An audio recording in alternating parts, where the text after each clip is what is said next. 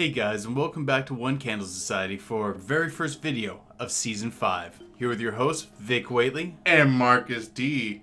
And guys, grab your hazmat suits, as today we're going to delve into Project Moondust.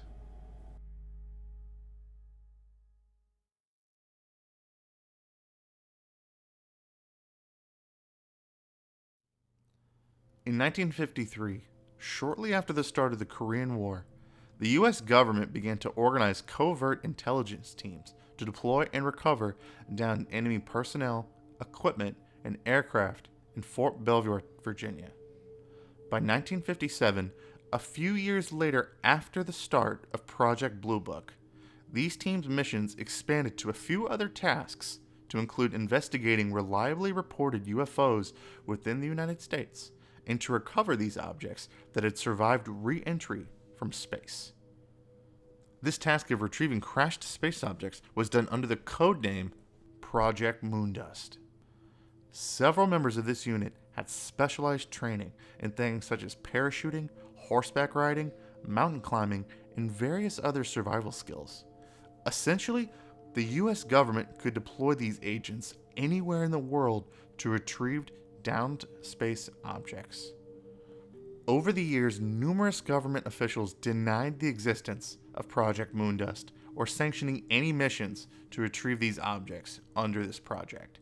However, on the night of March 25, 1968, 4 objects fell from the sky in the area of Nepal.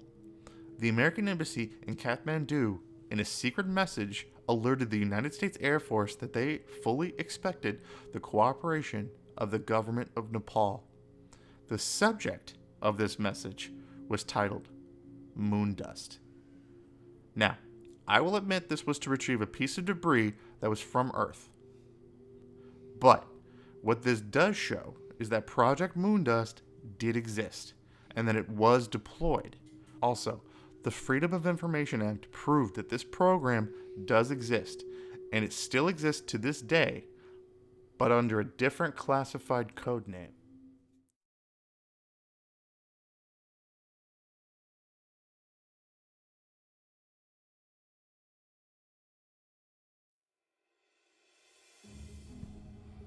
Okay guys, we're gonna backpedal a little bit here. I know during our intro and during the original video, we're really pitching that we thought this was a Men in Black-esque sort of group. And at the time we really did, but the more we've dug into this, we're thinking it might be something just a little different. Yeah, whenever we started looking into what Project Moondust was, and a little bit more about what the people in it actually did, we found out that they weren't so much the Men in Black, but more like the guys like in the hazmat suits and ET that show up to like secure the house and secure the environment and stuff like that. That's who the guys in Project Moondust probably actually are. Yeah, these are the guys that are keeping people out of the direct area, investigating what fell there, getting rid of it. The Men in Black are more the ones going, hey, you see that guy in the hazmat suit? No, you don't. But what's really cool is these are the guys that actually precede the Men in Black to a situation and show up first. Yeah, it's very important that these guys get there to make sure everything that can be picked up gets picked up and that no one that shouldn't be there is there. And when you really think about it, this makes a lot of sense. This group started out running recovery missions during Korea. Then later on, they started recovering things like downed satellites and things from the USSR. And eventually, it just evolved into doing things like UFO recovery. And the reason why this makes so much sense really is because, well, you start with something that needs to be kept pretty top secret. If they do successful, or if they do good work and they keep it hush hush, they move up to something a little more sensitive, and they just keep moving them up the chain. Well, it also makes sense in that, think about when Project Moondust officially starts. It starts in 1953, not too much longer after the Roswell incident in 1947. I mean, that's a very pivotal time in ufology. By 1947, we're really starting to see this real interest that the United States government has in going out and investigating UFOs. And then what do you have in the 1950s? You have the space race. So you're going to have these crafts, whether man-made or extraterrestrial made, that could crash land. And the government, the American government for sure, has to find a way to recover these things first. And as important as it is for people to have these very hush-hush Men in Black-esque sort of people, They also need the boots on the ground that can do the physical recovery, and they need to be very covert and very trustable. I think one thing that I want to know, or one thing that always puzzles me, is how much do you think these guys actually know going in what they're seeing or what they're finding? I would assume they'd probably need to know at least a bit. I bet they'd have a certain degree of background information. Some of the information that would be along the lines of secret agents and Men in Black types. I bet they're not as well as informed, but I bet they're informed enough to how to properly handle the materials. So when you think back at, say, like the Glimpse in the Dark video that we did, and we talked a lot about the training that these guys had, the training that we know that they had, parachuting, mountain climbing, getting over all these dangerous terrain, getting to the particular thing. These aren't the rocket scientists. These aren't the guys that would know particularly what they're seeing when they get there. That's true, but they probably know enough just how to properly handle it. So think about almost any UFO crash landing that you hear about. What's usually there? Air Force personnel steering people away from the scene, and that's what these guys are. So if you think back to, say, like our Kecksburg video, 1965, I'm going to throw that out there, 1965 to 1969, when the Kecksburg incident happened, it crash lands in Kecksburg, Pennsylvania, and then who shows up? The Air Force, all of these military guys, to secure the area, secured this item, and transported it away so quickly that most people in the town had a very hard time being able to realize anything had actually happened before it was already gone. And I think that's exactly who we're talking about when we talk about Project Moondust. Another really cool thing about Project Moondust, when you start delving into it, is you discover how much of a multinational operation that Moondust actually was. Like, we delved a little bit in the Glimpse when we talked about how, like in Nepal, there was this UFO sighting in 1958, and the U.S. government was trying to work on cooperation with the government on being able to retrieve this particular object, but it didn't just stop in Nepal. Yeah, there's a lot of evidence to show they've been very active in Australia and not so good about covering up their footprints there.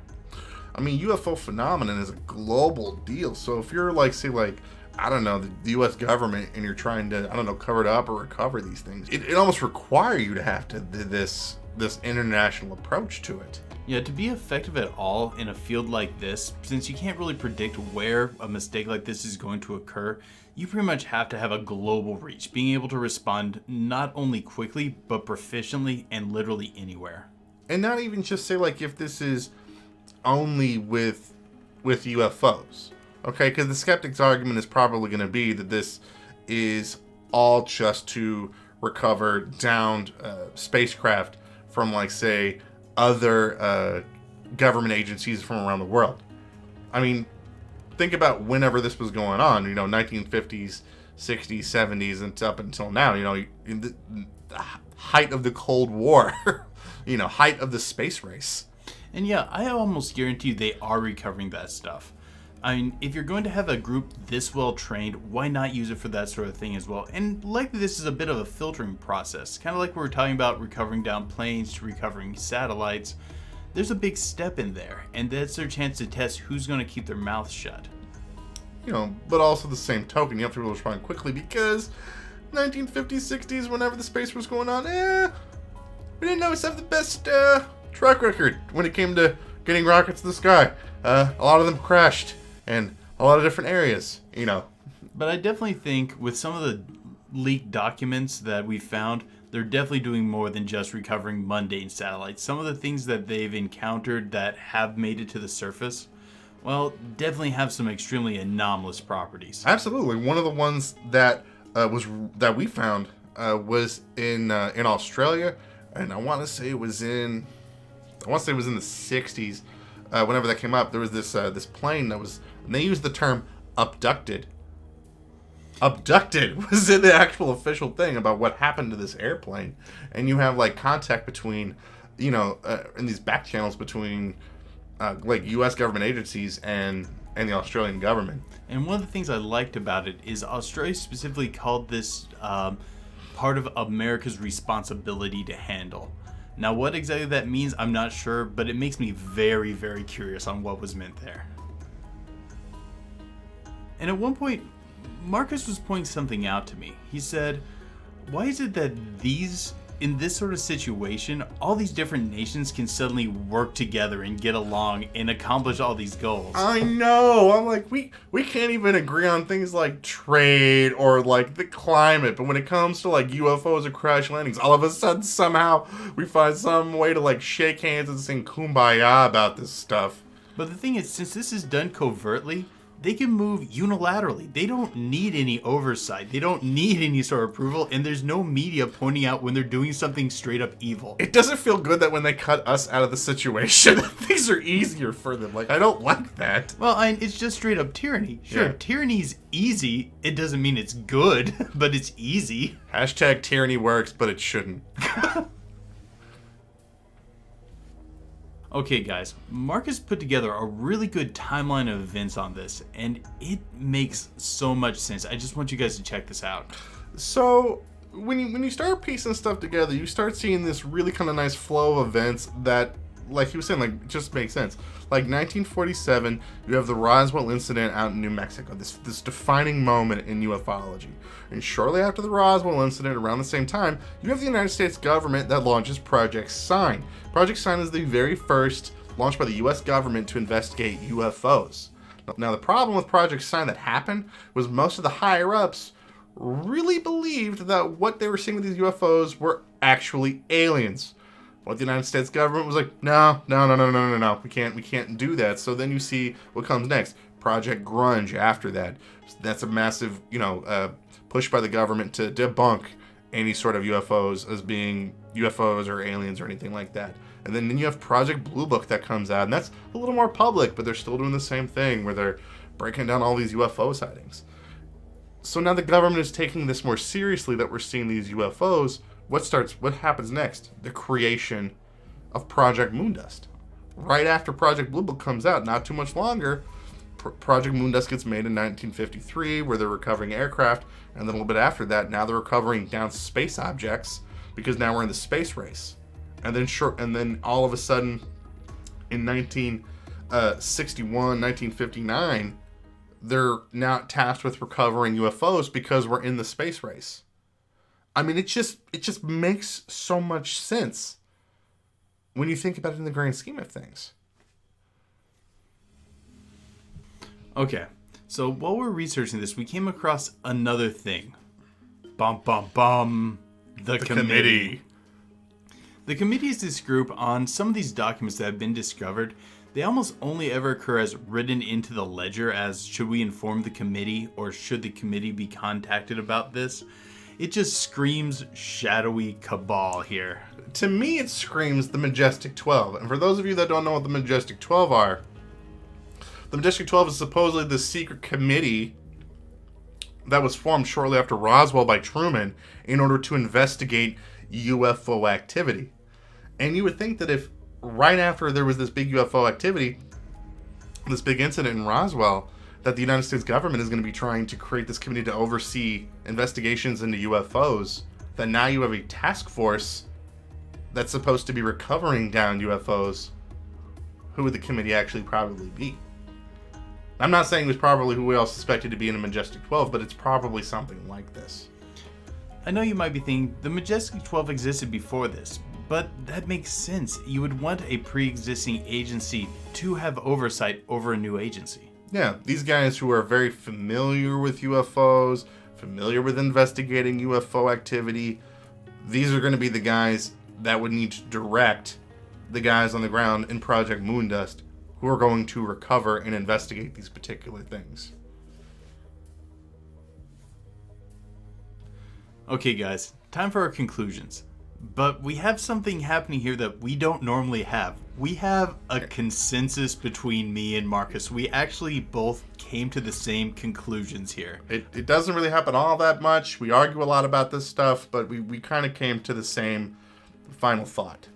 When you look at Project Moondust, for everything that we know about it now and what happened to it, eventually Project Moondust, we know that it still exists, but they changed the name to continue to make it classified. And why would you do that? Well, if you look what Project Moondust was, it was They were going out to retrieve down space objects and recover unidentified flying objects. Well, what's the only reason you would need to go deeper in cover? Because maybe you actually found something. You open this can of worms, but you can't let people know what it actually is. We were just finally discovering what we were actually dealing with. And that's why we no longer see what Project Moondust is because it becomes something else. Because you go from just simply investigating to now understanding. But leave your thoughts on it in the comments below. Hey guys, thank you so much for joining us for our first video of Season 5. We had a great time making this one. We had an opportunity to dig deep and study some really weird stuff, and we didn't even get into everything that we came across on here. We ended up listening to a lot of bunk of them trying to logic away UFOs, and one of them was like, it's a snow cloud appearing in the middle of a desert in Australia in like 80-degree weather. Moondust was just so weird. I know that we've had this glimpse up for a while, and we've wanted to come back to it, but it's such a dense thing that not a lot of people talk about. And I think that they should be. And I'm really glad that we kind of added to the conversation here a little bit. And I'm hoping that you guys can take this information and add even more to it, because it's something that's so cool. Vic didn't even know about it. I brought it to his attention, and that's super rare. Yeah, that doesn't happen often. Yeah, I know. So that's just why it was so cool that we could bring this information to you guys and get more people talking about Project Moondust. And if you guys have any ideas, remember this is the year of the fan.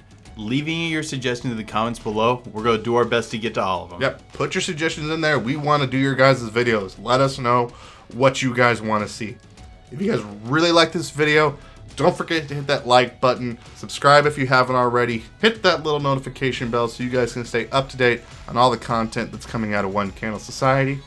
And if you really liked our content and you want to support us even more, you can go over to our Patreon and become a patron today. We make exclusive videos on there just for our patrons, and you guys can see some really cool content on there.